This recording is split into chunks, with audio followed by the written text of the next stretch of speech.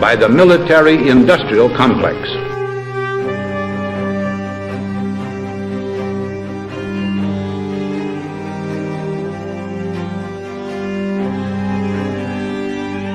It could be seen to move violently forward, violently forward, violently forward. I'm just a patsy.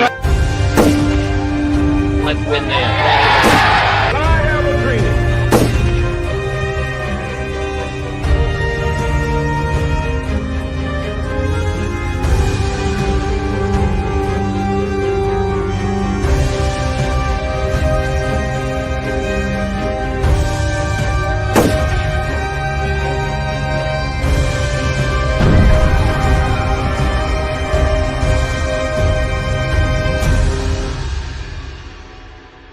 I said this once or twice, but it bears repeating. If you like your current insurance, you will keep your current insurance. You think about the Army and the Navy and the missions they run to protect the world, they run on SAP. Well, you have done a really spectacular job. I guess pretty much everybody at this table is your customer, so that's not so bad. Exactly. So I want to congratulate Thank you, Mr. President. Thank you.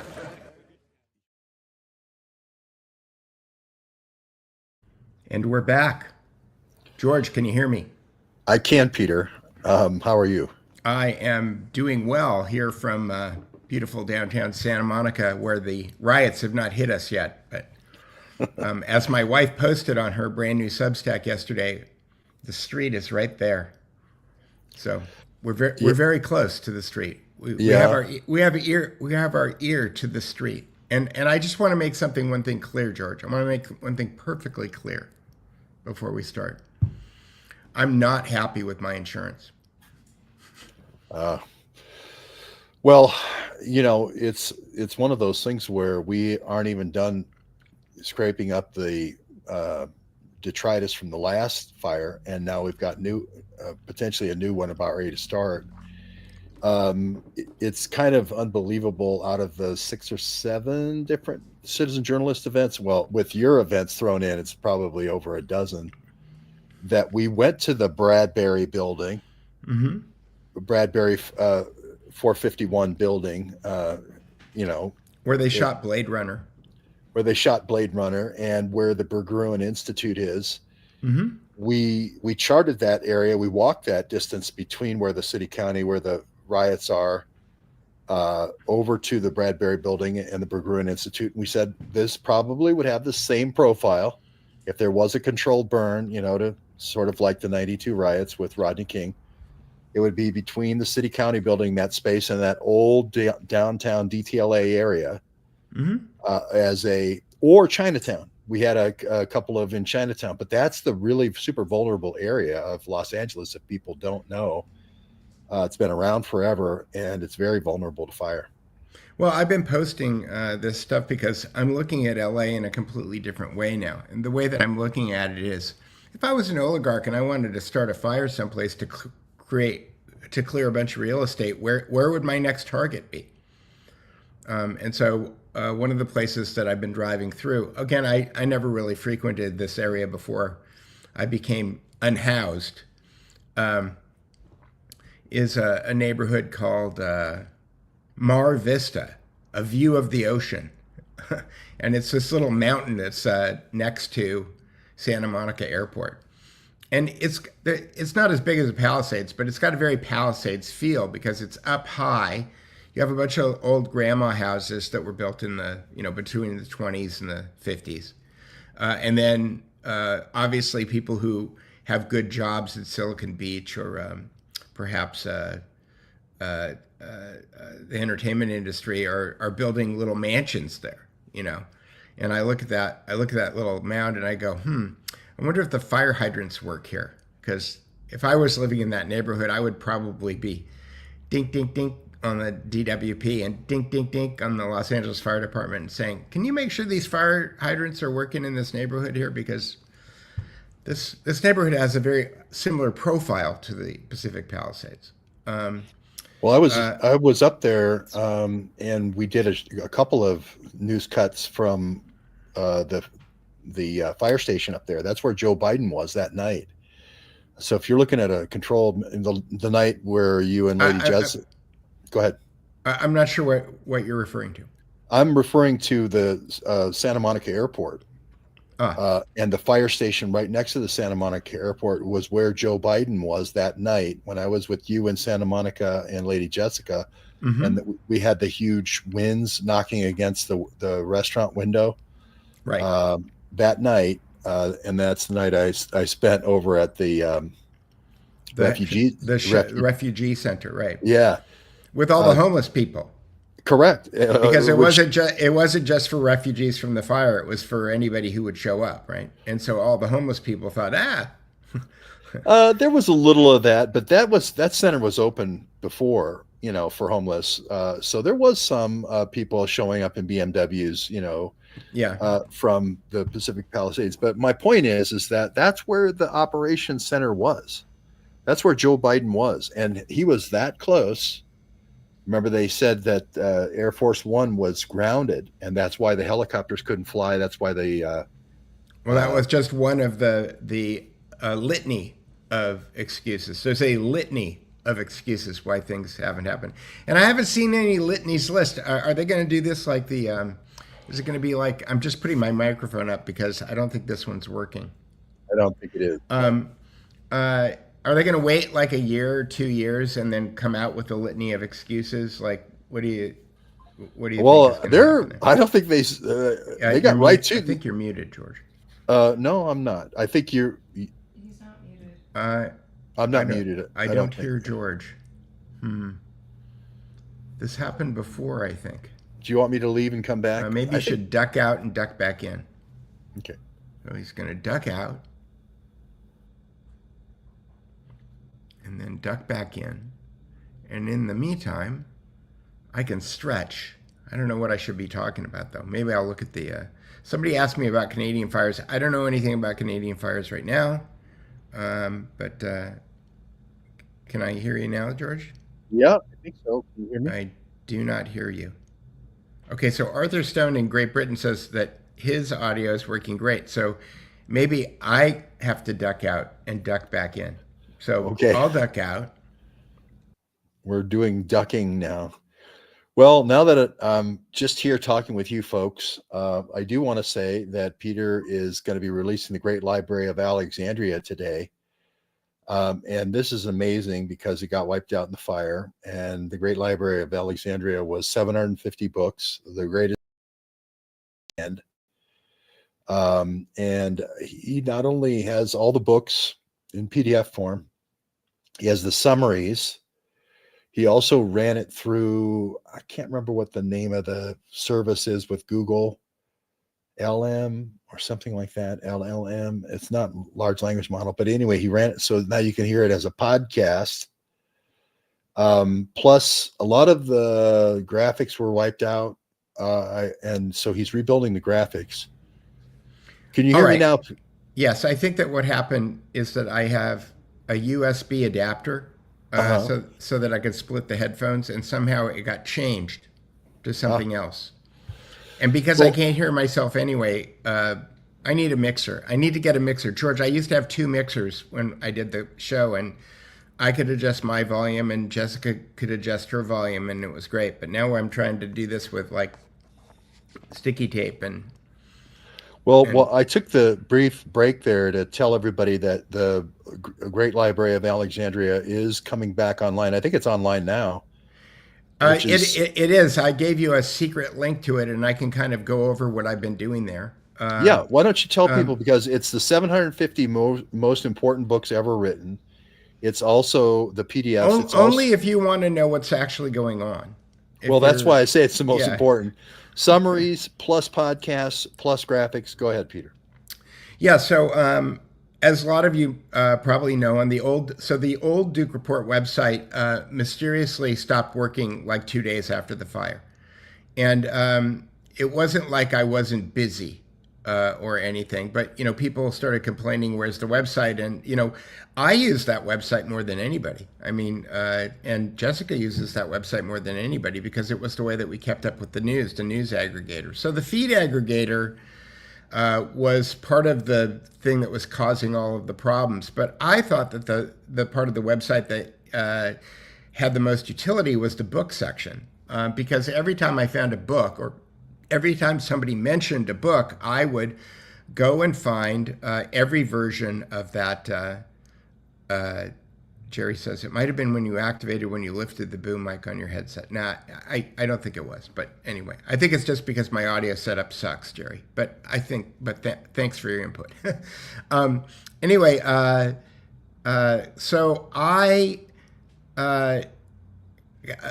developer friend of mine reached out and said, I want to help you. And he took a look at it, and it was kind of a mess, the book section. And so after a month or two of not really making any headway on that, I took back responsibility for it. And I put a new installation of the Duke Report in. It's basically hidden right now, so you can't see it. And what I'm doing is I'm just rebuilding the book section, and I can probably show that to you at this point. I think everybody wants to see it because everyone was saying the Great Library of Alexandria is coming back. Oh my God, I can't believe it. When is it going to be?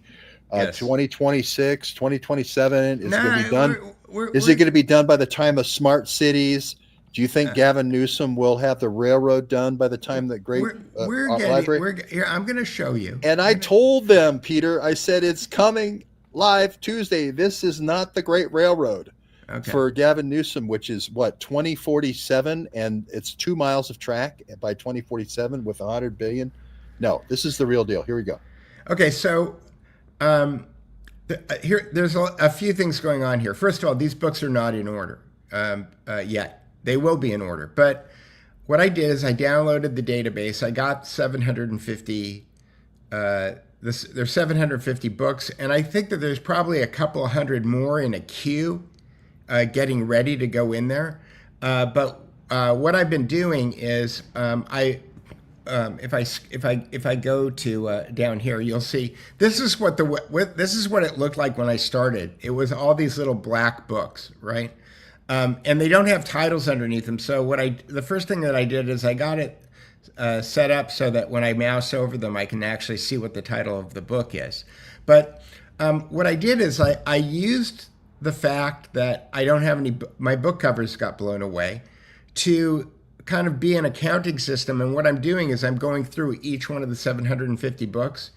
I'm checking the description to make sure it's got a great description. I'm checking all the links. I'm checking all the videos, and I'm doing one other thing, and I can kind of show you in this book. So this book right here, 2 World Wars and Hitler. George, this is a new book. And I listened to the summary of this. This was great. I love this summary. Well, I did a couple of different things on here, on this one. I listened to the podcast. The podcast was really good. Right, that's on here too. So basically, this book, 2 World Wars and Hitler by Jim McGregor and John O'Dowd, highly recommended. If you actually want to know the real story of World War I and World War II in one book, this is Tragedy and Hope, the Anglo-American Establishment, all of Anthony Sutton's books, all of Anthony Sutton's books, and Jim McGregor and John O'Dowd's books. So The Hidden History of World War I and Prolonging the Agony. It's all of those books in one book. Okay. And Peter, because I listened to the fantastic podcast, you have to listen to it. It goes all the way back to August Belmont and the financial panic of 1837.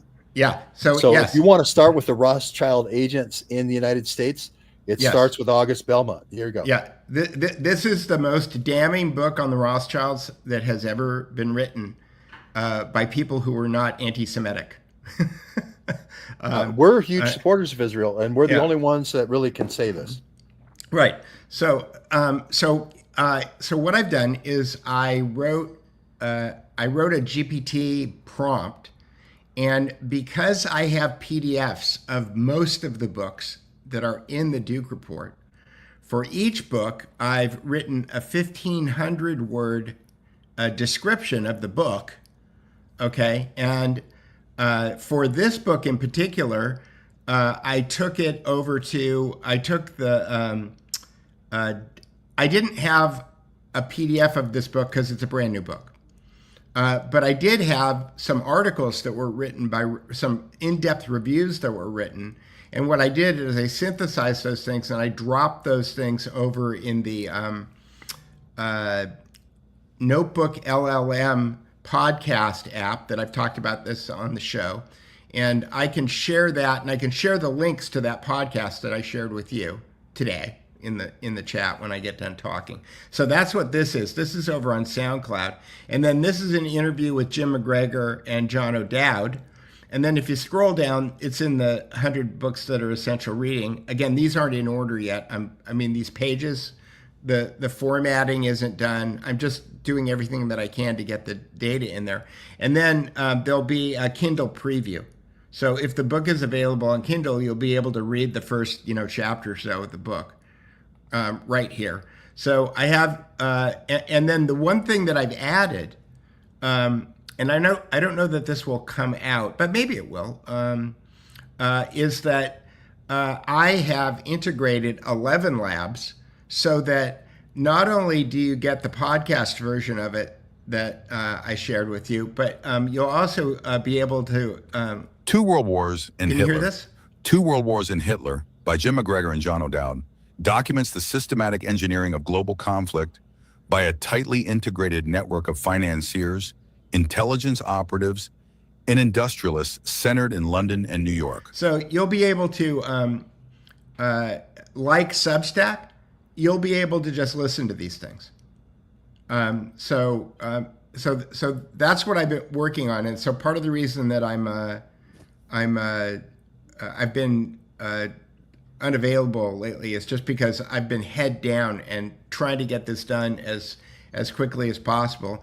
And as you and I discussed, if there's anybody out there listening who wants to volunteer, I'm happy to train anybody in doing what I'm doing, because I do have it basically down to a machine. I think I could do about 15 books an hour, and with 1,500 word descriptions and the book cover and all that other stuff. So I've got, I would say that I have I have a couple hundred of them, maybe 300 of them done. And the black ones are the ones that are not done. So Peter, just to juxtapose this against another major California project. Yeah. Gavin Newsom, I think he's $10 billion into the light rail. I think there's a couple of miles of track. I think he's going to spend $128 billion. I think it's not going to be done until 2045, and it's going to go from Palmdale to Gilroy. Will this set of books, what we're looking at right now, be available beyond the end of the line, beyond Palmdale for people in Los Angeles, and will it be available north of Gilroy for the people in Silicon Valley? Well, it's going to be available on the internet. Oh, okay. So you're going to have a wider distribution than Gavin Newsom when Gavin gets done with high-speed rail in California. Indeed. And one of the things, you and I were talking about this earlier too. For every one of these descriptions of a book, I use this program called Obsidian for note-taking that I learned how to use from Lauren Brown, and I don't know it as well as Lauren does. And I think that there's probably still a bunch of stuff I can do with it that I don't know how to do. But every single description that's going into this website is also going into an Obsidian file. And Obsidian, for people who don't know what that is, it's a note-taking application that is incredibly lightweight. It uses Markdown, which is the oldest kind of way that you can render text on a computer. So it's incredibly lightweight. And there's also kind of like a networked version of it too that I haven't really investigated it. But maybe what I can do, George, I think that these descriptions of these books are going to become really important, because I think that we could probably make them into a database. A vector database for training AI. That is, they are so lightweight that if you could have the descriptions of 1,000 of the most important books for researchers in a file that's like, I don't know, less than 5 megabytes, you could upload that as what's called a vector in AI, and then you'd be able to refer to a bunch of things that the AI training may not actually even know about. I like that because it's a way of giving more weight, what they call weighting in AI, to the stuff that's the juice. And it's also a way to beat the woke system that's being put into and fed into Meta, Anthropic with Bezos, Zuckerberg with Meta, and also with OpenAI. Really, Musk is the only one with Grok that hasn't gone totally woke with the answers you get out of these AI systems. So it's important. What Peter's saying is we kind of have to seed the truth here. Otherwise, the truth is lost. It's sort of like the Library of Alexandria. Right. And the thing that people need to understand, because I continually see people not understand this. I would love to have a conversation with James Corbett or with, I think Patrick Wood seems to understand it, but he doesn't have a great way of articulating it. And I think that it's probably because of my computer science background. I was a computer science major in college. And so I really do kind of understand these things on the nuts and bolts level. And there's plenty of people in the chat right now who hate AI and they think that it's terrible. And I look at it like it's a tool. And in order to build all of these descriptions, what I do is I actually put the book into a GPT that's called Summarizer. And I could probably show you that if you want. Yeah. And let me see. Let's go to. Well, and before you get off of the story of Otto Otepka, here is Peter going on both sides of the aisle. This is a guy who actually was a secret agent or had a secret team that investigated and took out people like McDuff, right? Took out people in the Kennedy administration that wanted to have the foreign policy themselves. They thought the State Department and the process of approving people for nominations was the way to do that. And what happens? What does the CIA always do after they destroy people's careers? They come out with a book and say they were the victim. That's this book, right? So what I like about your selection of books, it isn't all on one side or the other. It's a swath. And we also want to invite the authors of these books to interview them like we did with Chris Newby and Bitten, or if they're doing a movie, like J62 True Timeline, that like we did with Jason Rink and James Corbett. Goodwin, Dan Goodwin. Right. Daniel Goodwin. Yeah. So that's what is great about this, is that it points us in the direction of greatness with these great authors and this great content, and it gives us a roadmap, and it gives our people who are contributors a roadmap of where we're going. Right. So the only reason why the AI is being used is to help you synthesize and get the juice quicker, rather than send you out into the fields and you pick the wine and you or whatever. Well, I can do 15 books an hour. And I could do a 1,500 word summary of the book, description of the book in an hour. At the bottom of each page, I link to every different way that you can find the book. And then if there is a video about the book, it's available. And if there is a Kindle version of the book, I link to the Kindle version also. So, I'm supporting authors. I'm promoting their books.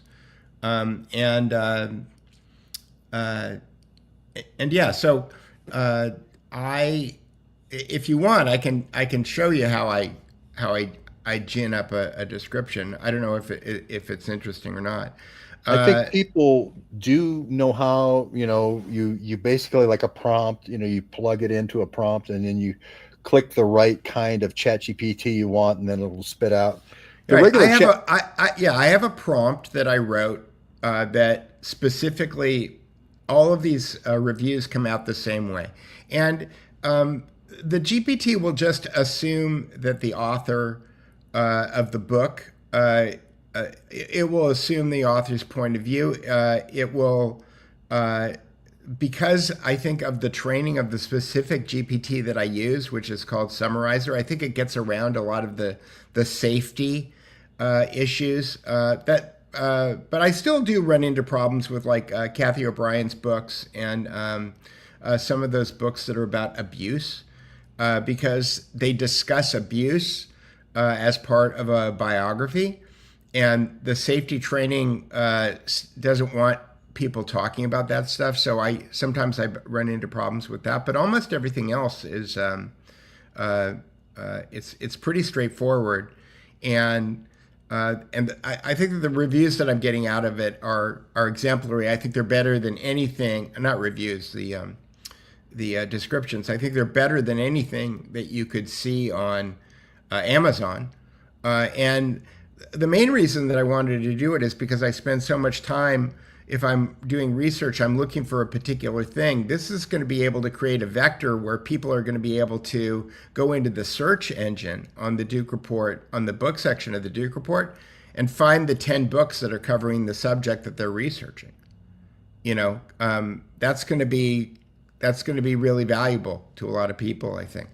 Xanadu Zimba said, I just put it on my reading list. It will supplement Conjuring Hitler by Guido Preparata. Guido is all over this. Guido, I was trying to think who's the one person that I forgot, and it's my friend Guido.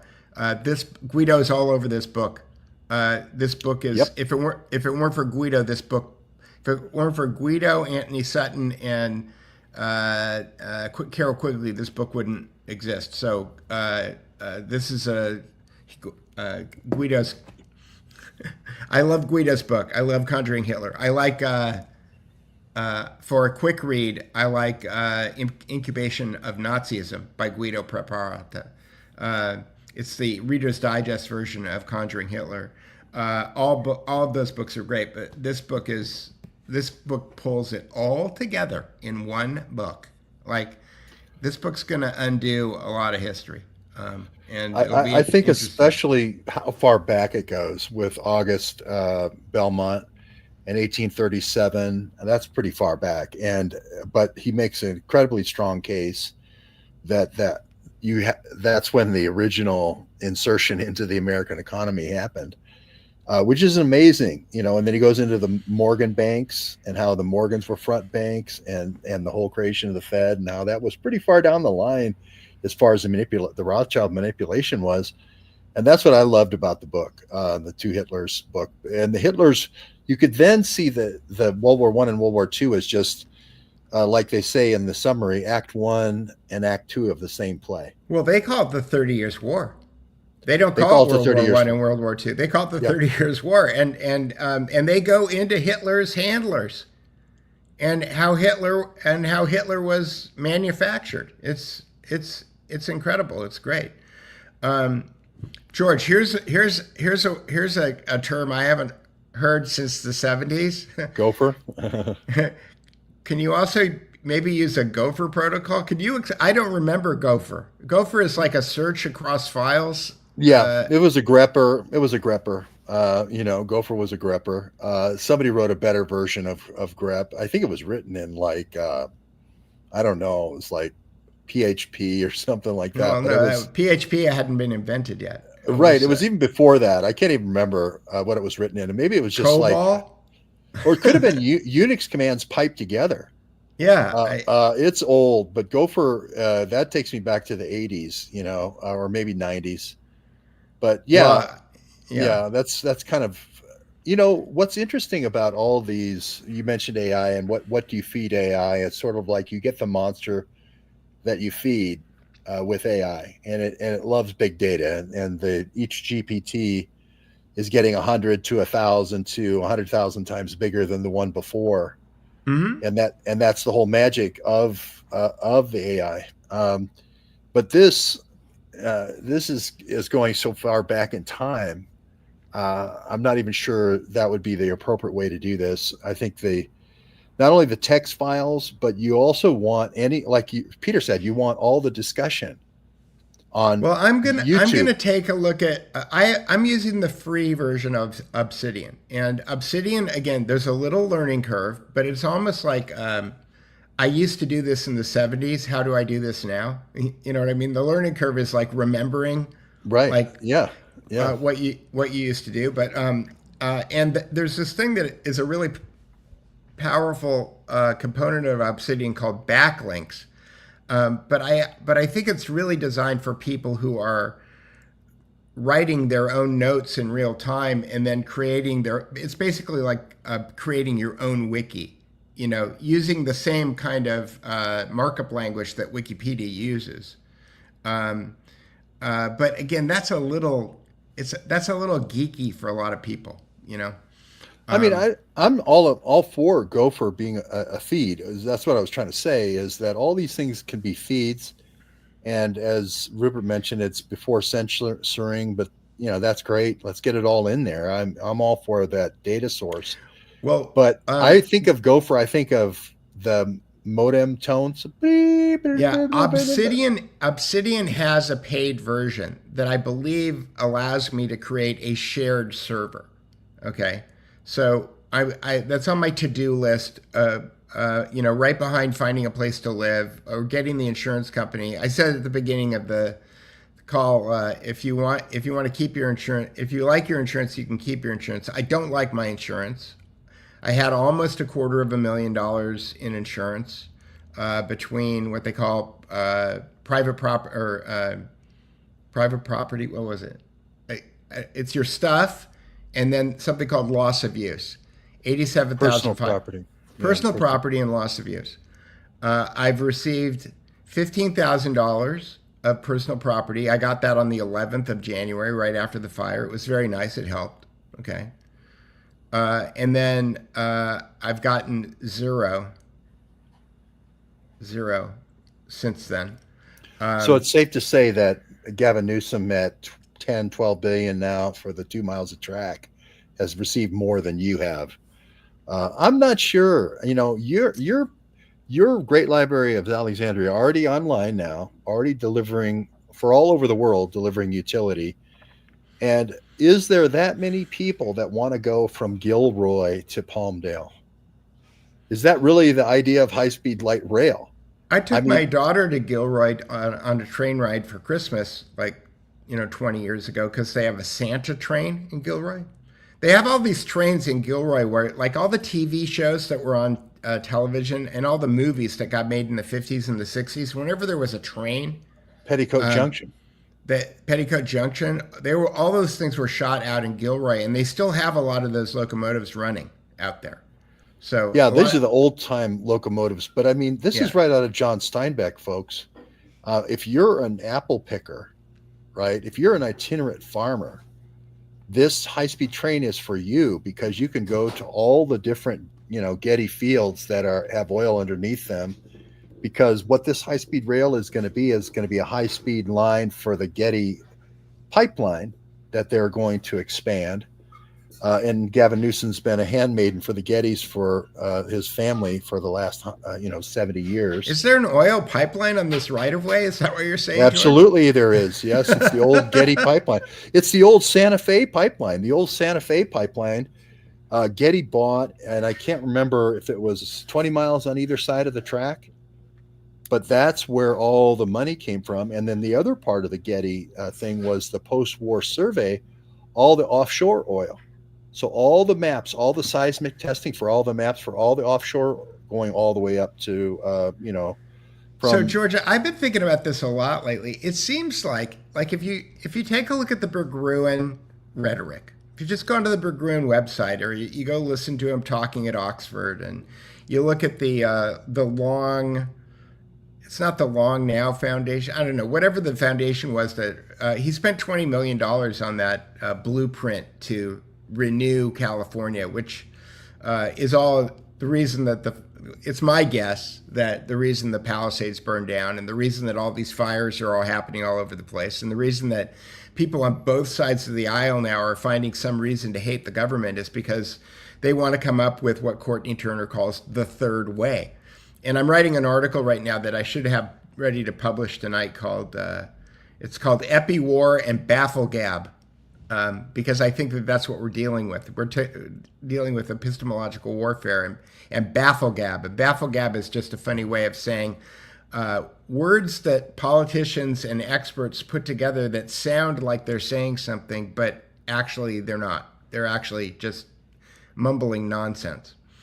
But in any case, I think that what it seems that they want to do is that they really want to create this California Republic. They want to create California as a city-state that is separate from the United States of America. But they realize that there's all this oil and all this energy here that needs to be, all the infrastructure needs to be put in place first. And so what I think they want is they want the United States of America, the federal government, to come in and pay for all of that. And then when they have the infrastructure all set up and ready to go, and at the same time, they're talking about how ineffective the government is. So basically what they want to do is they want to steal all of the money, install all the infrastructure, and then they want to separate California from the rest of the United States and turn it into live up to the name California, which is in the form of Calliopolis. It's Latin for in the form of Cali. Again, part of the epistemological warfare is that if you look this up, they tell you some story about how there's some queen, Calafia, that the state of California was named after. I think that's nonsense. I think that California was named, and then you have to ask the question, well, who named California and when did they name it? And if they named it California because they knew this was going to happen, then they've been working on this for a long time, right? I think that's been the story of the Gettys and the support of Gavin Newsom and the Newsom family for the Gettys. Right. Since his father was working for Governor Brown. Right. Since Gavin's father was working for Governor Brown, it's been the story of, hey, and Pelosi's Gavin Newsom's father is the head of the Getty Trust. And the other business partner was the Pelosi, who basically had Squaw Valley built for them with public dollars, and then they took it over when it was ready to go, when it was ready to open. This high-speed rail is just basically high-speed oil, high-speed gas. Now, right, but they're telling everybody right now that they don't want oil because they don't want anybody using it until they're ready to take it. Right. They're happy to take it out of the ground. So I have a lot of Substacks on this, but I saw the person say we're supporters of Israel.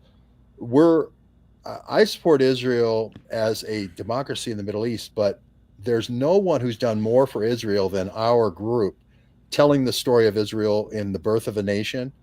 And those are the people who should have the highest level of criticism of Israel.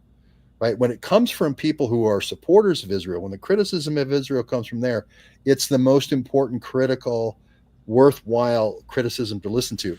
It's easy to listen to Yasser Arafat say how bad Israel is. The best criticism comes from inside. And so that's the service we perform. And really, there's nobody else in the world that could do it.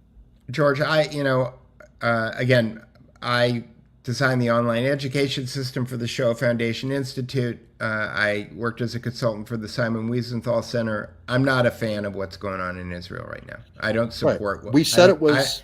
I don't support what they're doing. I think it's a genocide, and but I don't think that I think that the Israeli people are about as in control of what's going on in Gaza right now as the American people are in control of what's going on in Ukraine or any other place in the world. We have to separate the people from these governments. And I think the Israeli government is just an extension of the Anglo-American establishment. That, Israel is a country that was planned, bought, and paid for by the Rothschilds. And, and this book gets into it. So I have no gripe with the Israeli people, but I think that the people who are being murdered in Gaza is a crime against humanity, and it shouldn't happen. So yeah, absolutely. People were talking about the movie that was in here with Blade Runner, and you get the idea of a Blade Runner, somebody running a blade over sections of Los Angeles, saying this is where the controlled burn is going to be. Well, this is what I haven't seen anybody do this yet, but I'm assuming that somebody will do it at some point. Catherine Austin Fitts, during the George Floyd riots, pointed out that most of the significant damage that was done in those riots to buildings was done in zones that were designated economic empowerment zones, EEZs. And there used to be a really great website on the HUD website until Joe Biden got elected that showed you where all of those EEZs were. And the thing about an EEZ that's interesting is that there's a cutout for billionaires. So basically, if you sell stock and you owe capital gains tax, you can defer your capital gains tax payment if you take the money and invest it in an economic empowerment zone. So it's a way of kicking your tax paying down the road. It turned out that a huge portion of the real estate that was burned to the ground during the George Floyd riots happened to coincide with economic empowerment zones. So I look at all of this stuff, whether or not you're talking about the Palisades getting burned down or George Floyd riots, wherever there's a Phoenix program running, it probably has something to do with real estate. Yeah, and I talked about in my last Substack about how Port Arthur gun runners, both Devon Chauvin and George Floyd were gun runners out of Port Arthur before they ever got to Minnesota to meet each other. They had met each other a lot earlier as gun runners in Port Arthur. So these are the things that citizen journalism brings to the table that never get to the mainstream news. We just had Elon Musk have a flare up with Trump. I don't know if that was school play or not, but kayfabe. What do you call it? Kayfabe. It's wrestling. It's big here's time wrestling. So my take on that is this, and Courtney, that's why I'm writing this article called Epi-War and Bafflegab. The communism capitalism argument, the liberal versus conservative argument, has always been part of a Hegelian dialectic, because what they've been working towards for over 100 years now is a technocracy. And a technocracy, in order for everyone, and Elon Musk announced yesterday, the day before, that he's going to start a third party. Okay, I think that was at the height of his tantrum on Twitter. Well, it's going to happen. I don't know if it'll happen now, but it's going to happen, because what they want to do is they want an equal number of people to be as dissatisfied with the Republicans and the Democrats. And at the point where they can get a majority of people on both sides to agree that the party that they had chosen and the alternative party that they have are undesirable, then they will create this third party. And here's my prediction, because I thought about this a lot. My prediction is that Elon Musk will announce at some point that he has enough saturation with the X app that he can run a better election with smartphones than the federal government can with their traditional system. That with biometric blockchain, you can guarantee that the person who voted did vote, and you can also maintain their ballot as a secret ballot. And you can put in a function where the person can check to see if their vote was counted. Okay, if Elon Musk put a system in like that, I think that he could legitimately show up to a January 6th type electoral college and say, you know what, my vote is more legitimate than the vote that you just had, and then take it across the lawn to the Supreme Court and see whether or not you can argue in front of the Supreme Court to get the Twitter vote to supersede the flawed but legitimate vote. I think that's the play. That's my guess. Interesting. Certified vote, certified electronic vote, blockchain vote, whatever you want to call it. I like it. I do like the plexiglass ballot box with the paper as well, where they dump them all out in the precincts, kind of like they do in Iowa, and just have a national roll up. I like that too, with everything on camera. They did that for Brexit in England. So we'll see. I think that, Elon has tried to put in a micro commerce, like he had at X.com with the Teal and all the PayPal mafia. He did want some kind of commerce on Twitter. And I think Isaacman, having this background with his grandfather, organized crime, and Meyer Lansky, and this Isaacman has this Shift 4, and they're doing all the payment processing currently for the Starlink, for the satellites, all the satellites providing space internet. I think that's where Elon's going, toward commerce. But you're saying he's going toward voting systems, and maybe those are the same thing. But I do think Elon there's wants this to company expand there's this company in Boston. I haven't looked at their website lately, called Votes. I think it's voatz.com. voatz.com. Oh, by the way, the Axiom 4 did not launch today. They said they had high winds in the upper atmosphere, and they're looking to launch tomorrow from Lompoc up there, a little north of us here in California. So we'll be watching that very closely. Are you in California? We'll just keep. Okay. We have to go on the down low. I get all right. I'm starting to get the death threats on the kids, and that's where I'm. Yeah, that's not good. So here's this company. Okay, so this company is an interesting company. They do biometric blockchain, so they can verify that you are the person. Okay, and then you can vote, and your vote is anonymous, but because it's on the blockchain, you can go check to make sure that your vote got counted. So it's an interesting company. So, and it looks like they did the Mexican election.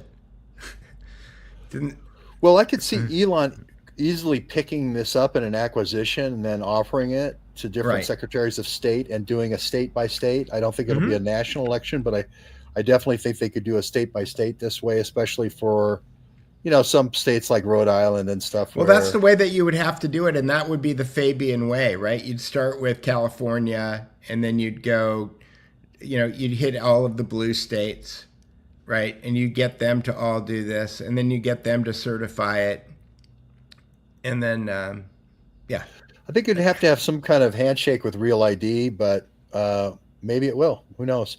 Maybe that's the whole idea of Real ID, is there's some string of bits that proves that you're who you say. Everybody wants to know your Venmo. Can you tell everybody your Venmo? Everybody's clamoring in the chat to hear your Venmo. I have to go look. I think I usually put it in the description. And I'm George Webb. I'm Real George Webb 1 on Twitter, so you can. My stuff is there. I think your stuff's on your Twitter too, Peter. If you want to give. Well, I'm gonna go look. I again, the thing is about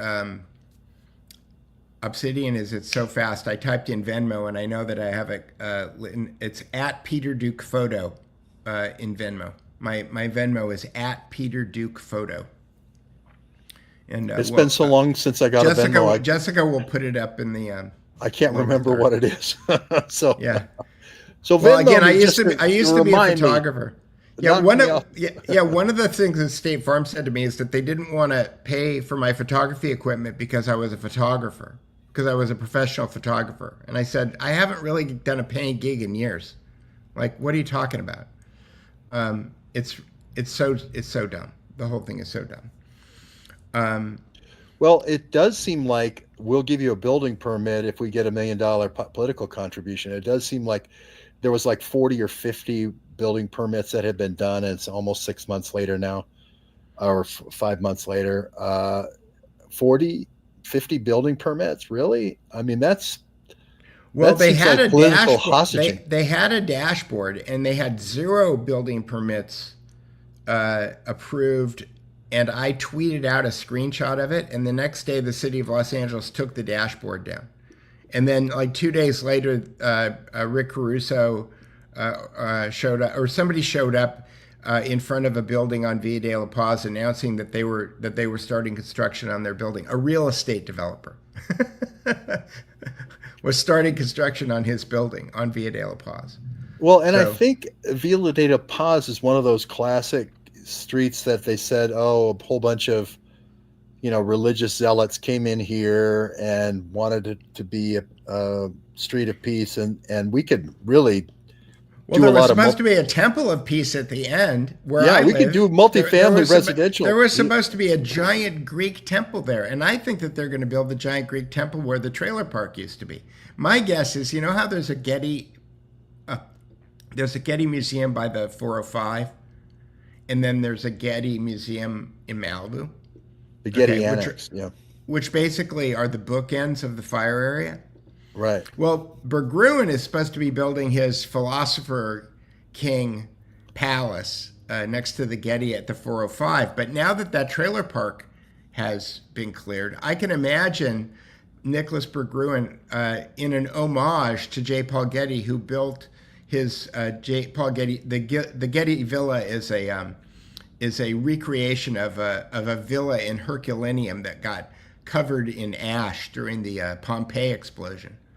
I can imagine Nicholas Berggruen in a homage to Robert Maxwell and Caesar and all the Roman gods, that he would build a temple of Apollo in the form of the Pergamon temple, where that trailer park used to be. That's what I think. I'm well, that would be the upgrade that the WEF would be looking for, and that way there would be a Getty by the 405 and a Getty by the ocean, and there would be a Berggruen Institute by the 405 and a Berggruen Institute by the ocean. Given the very slow rate of the building permits, it's going to be into 2000. It's going to be into the next gubernatorial election and the next mayoral election. Well, it reminds me a lot of what they do in the stock market. What they'll do is they'll release news that makes it seem like Tesla is going to go down. And so all of the normies out there on the street will short Tesla, right? And then lo and behold, Tesla goes up. And all of those people lose their fortunes, right? They lose everything that they've got. They're wiped out. Then the stock winds up going down again. So the movement of the stock is just to shake out all the normies so that the people who have the big money, the Rockefellers, the Rothschilds, and those people could come in. And this is backed up by everything that Richard Warner has written about in his the Princes of the Yen series. Do you think this explains Elon Musk's behavior? Oh, 100%. Yeah. All of this behavior affects the price of the stock. Oh, there's no question. The Tesla stock plummeted with all the Nazi stuff, and then you buy for pennies on the dollar. Is that what you're saying? Well, here's a question for you. If you were the marketing director of Waymo, and you didn't have any kind of name recognition to speak of, would you deliberately run a bunch of your cars into a riot area so that people would stop them and set them on fire? Because I believe that there's probably the name brand recognition of Waymo is probably 500, 600% today of what it was a week ago. Oh, definitely, Peter. There's way more recognition of Waymo than there was before. There's no question in my mind. It used to be only us geeks that followed Scale AI and followed the people that were with Suchir Balaji when he was murdered. And the whole AI scene changed after his hard drive was taken. Those are the only people who knew who Waymo was, people in like us, LA and San Francisco. And so you sacrificed 3 cars. I think it was 4, but you sacrifice 4 cars, and it gives you the equivalent of $10 million in media. Yeah, the free media there was unbelievable. And TrueCar, Aaron's saying TrueCar, but TrueCar wasn't. It could have been. TrueCar was going to be taking over use cars before they've been tricked out with autonomous driving. Right. And then what they were going to do is they were going to put the cameras in, and it was kind of a kludge. It wasn't the 38 cameras that a Tesla has or whatever, or a Waymo has, I think, 5,000 cameras. I mean, they got cameras spinning on every. Well, they have that spinny thing on the top, and on all the hubs and bumpers and corners of the car, and then they've got like hundreds of cameras on that. But TrueCar was going to be, hey, the cool thing is we'll take over your car. This is the Luigi Mangione thing. We'll take over your car. They're based in Santa Monica. We'll take over your car, and then we'll drive it around for you. And we'll take in all this data. And because we'll have all this data, we'll be able to sell all this stuff to the intelligence agencies like Waymo does, or like Tesla does, or all the other automated, car companies. And it never really went anywhere. He was with TrueCar, I think 4 years, but it never really went anywhere. I think it was a front for a hacking operation in Santa Monica, but that's just my opinion. All right, I have a video that I want to show you, and I'm trying to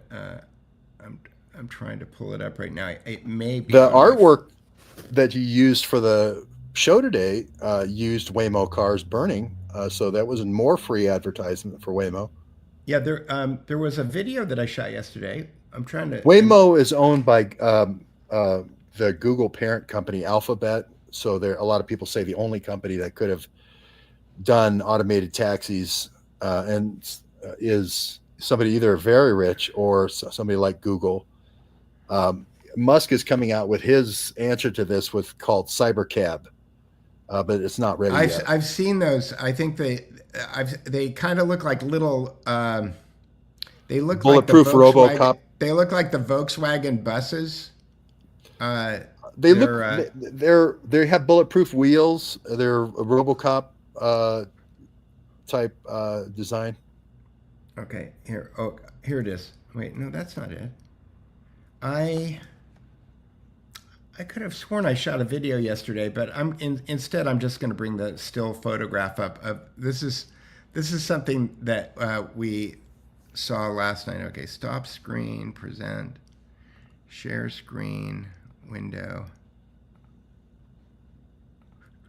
I just got out of Chicago. So this is what happens outside of our window, George. Okay. This girl, I went out and talked to this woman. I think she looked like kind of either a Russian or Ukrainian model. And I thought I had shot a video of this yesterday, but maybe I didn't.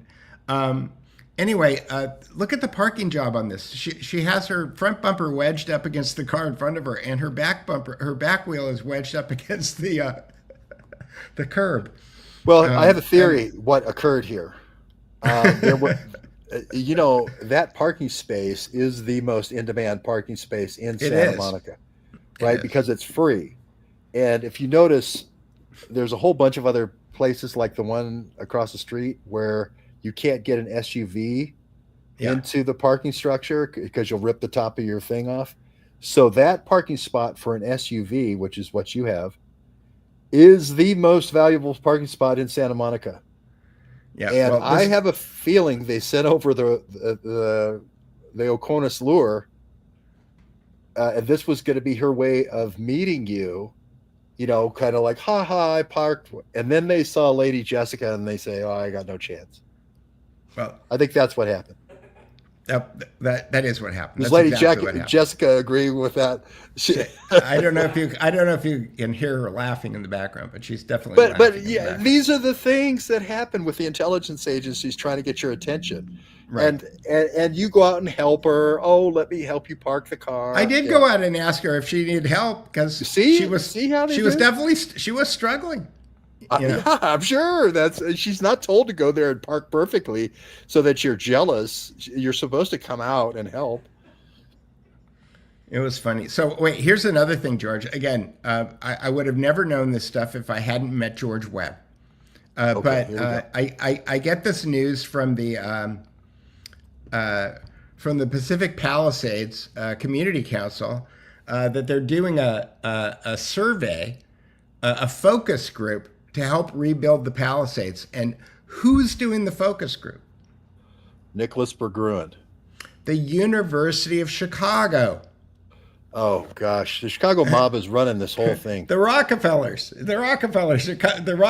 want to come in and look. I can get us. My wife is going to jump on this. The $75 Amazon gift card. If you go and tell the Rockefellers what you think about how to rebuild the Palisades. I just spent 5 days at a cancer conference at the University of Chicago McCormick Place, and let me tell you, if you thought, you mentioned James Corbett, if you thought that way of thinking was obsolete and gone, you're wrong, right? It's right there. Let's keep the cancer going. Let's make cancer go up. We're not done here. So yeah, you had me at free parking in Santa Monica. That's all right. She was supposed to tell you.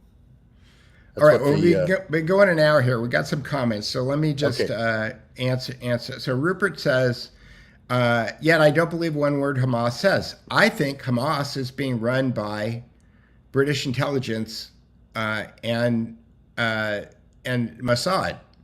So why should you? It's a dialectic. It's always a dialectic. Whenever you've got two sides, I don't think, my jaded, one-sided, biased opinion is that you take any two groups of people and their first thought isn't, oh, we need to go kill that other group of people. That's just not the way people are. That's the way that people who are running different groups of people are. And so then you have to ask yourself, who benefits? Cui bono. I learned that from George. Okay. Who benefits from that? So what else do they say? All the so-called kids are just 15 or 16-year-old jihad fighting in civil clothing, which is a war crime. Yeah, it's all war crimes. Like, again, I was talking to a friend of mine. If you read this book, okay, I'm sorry about all of the people who got killed in the Holocaust. I am. I think it's a terrible thing that happened. But the 500 million people that died in World War I and World War II kind of makes that a sideshow. And I'm much more angry at this point in the number of people who have been killed that's 2 magnitudes greater than that, because I don't believe that George's father and my father should have been. I don't believe George's father should have been in Guadalcanal. I think he should have been inventing mobile phones. I don't think that my father should have been on the USS North Carolina, okay, getting hit by kamikazes. Okay, I think that he should have been doing something else. I think that there's a lot of people who aren't around now.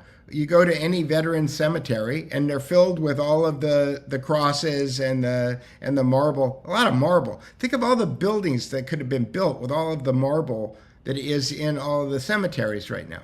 Like, I just think all of these wars are bankers' wars, and they're all fake. And we need to stop getting too interested in the specific little things that are going on right now that have horrible pictures of people being murdered, so that we can take a look at who the people are who are really responsible. I was texting with Roger Stone. I was talking to Roger this morning, and Roger was. I told Roger to call me when Trump seizes control of the Federal Reserve and names Citibank and Chase Manhattan and Brown Brothers Harriman enemy combatants. When that happens, I'll pay attention. But other than that, I'm not going to pay too much attention. Roger had some good comments lately. Nicholas Bergruen, I see Sam Hope talking about his grandfather. How about Nicholas Bergruen's father? How about Heinz Bergruen? I want to know. Yeah, he was the recipient of so much Nazi art. It makes Amaryllis Fox look bad.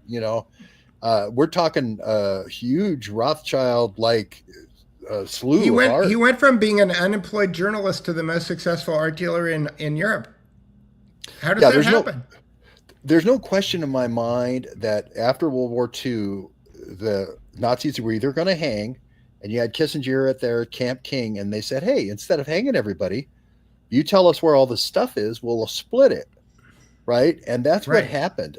That's what happened. Nicholas Bergruen is the guy on the other side, not Nicholas Bergruen, but his father, Heinz Bergruen, he's the one who's Walmart. He's the one selling the half that the Nazis got. The other half went to the Rails brothers in Pennsylvania. So and that's the hard part of all this is people can't see the unholy alliance. Right. And again, this, if you can read this book, it's going to change your frame. It'll change your frame of reality. You will not see the world the same way that you see it before. LT says, perhaps you could try to be a guest on Tucker Carlson and Richard Grove. This is the way it works. So Richard's a friend of mine. I love Richard. The way that it works is that you, LT, go bug Richard Grove. And then Richard Grove will have me on. Okay. But if I call Richard Grove up and say, oh, please let me be on your show, that's not how it works. So, and the same thing is true with Tucker. You know, people who run the show. Yeah, Tucker is whoever Tucker is told. So if you could find Tucker's his father has passed away now, so I'm not sure who his CIA handler is. But if you can get in touch with Tucker's CIA handler and tell Tucker's CIA handler, hey, Tucker should have Peter on his show, then Tucker will have Peter on his show. That's the way it works. I see Aaron Adler saying the Super Jew, let's just be real honest and up front. The Super Jew says Gaza had a population of 50,000 to 100,000. Yes, since 1947, and it was used as a recruiting ground for terrorism. If you wanted to end Israel, right, you were recruited to Gaza, and they said, hey, we got a place for you to stay because we want you close. We want the army close. That's how it got to 2 million. And so, and he says the Bank of Lumi owns them all and so forth. I agree with all those things. We followed the Bank of Lumi. Yeah, well, there's always that did my shell game thing. That you could, audio just change? Wait a second. I can hear you, Peter. Audio. Extra. Oh, I figured out my USB audio was stolen again. Well, I want to say Deborah is also talking about Carrie Mullis. Just one second. Carrie Mullis, and my last Substack is about Carrie Mullis, and I have a new section called Carrie Mullis. Well, maybe this is time for us. Microphone, speaker. Okay, so George, I can't hear you. So maybe it's time for us to say goodbye because we've been going for an hour. So what I'm going to tell everybody is that if you want to support George Webb, you can look immediately below his smiling face there, and you can go to georgewebb.substack.com and you can become a subscriber, or you can go to buymeacoffee.com/GeorgeWebb, no E, number 1, or you can go to paypal.me/George Schweigert, or you can go to venmo.com/GeoWebb. All of those things are written immediately below George's smiling face.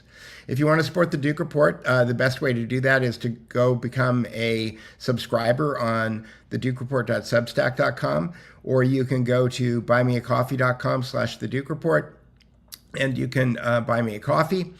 You can go to that link doesn't work, but if you go to the Substack, there's a link that says shop, and you can buy yourself an edgy t-shirt. It is Pride Month, and the Duke Report sells a Pride t-shirt, so you might want to go check that out.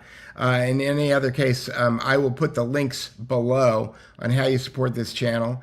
And with that, what I was going to tell people, and you could tell them too, George, after I finish talking, I just won't be able to hear you telling them that George and I want to start doing the show again every Tuesday at 2 o'clock. So we'll start doing it every Tuesday at 2, okay? And we're going to start reaching out to different authors of books in the book section of the Duke Report, and we are going to start interviewing those authors. And then if anybody wants to help me on the book section of the Duke Report, it does require ChatGPT skills, and you can't be afraid of it. And it's going to involve a little bit of actual work. If you're interested, send me an email, peter@thedukereport.com, and I'll get back in touch with you. And Cindy, I noticed Cindy had some book requests, and what will happen, Cindy, is if I'm putting them up on the screen so I can see them later, but if you could send me the name of these books to peter@thedukereport.com, then I'll see if I can get those things up there.